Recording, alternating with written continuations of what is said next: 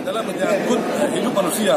Terkait dengan PNS yang 781 hasil Passeknas kemarin, memang yang sudah dinyatakan oleh kota diberikan Kabupaten Bulukumba adalah 781. Yang memenuhi persyaratan adalah kemarin adalah berdasarkan hasil seleksi di kabupaten cuma 240. Nah memang yang kurang lebih 500 itu kita masih menunggu sebenarnya kita sodorkan ke pemerintah pusat bagaimana kendala ini sebenarnya.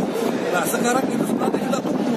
Nah sementara ini kasihan kedua lagi kita suruh mendaftar lagi kembali, ternyata ada problema katanya nyatakan lulus. Nah ini yang perlu kami harus gali lagi, harus dilacak lagi. Kenapa bisa? Jangan sampai ada orang lain yang mempergunakan liftnya karena sudah dinyatakan lulus. Dan ini DPRD tentu harus menjadi fungsi pengawasan.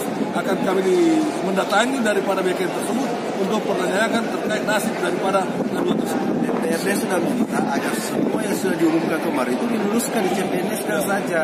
Nah faktanya sekarang orang BKN menyatakan bahwa itu sudah lulus tahun 2003. Nah kenapa bukan jadi PNS sekarang? Karena itu mungkin kita mencari mendalami mencari informasinya. Kita perlu mendatangi BKN. Karena ini salah seseorang. Insya Allah kami akan ke BKN. Betul ya.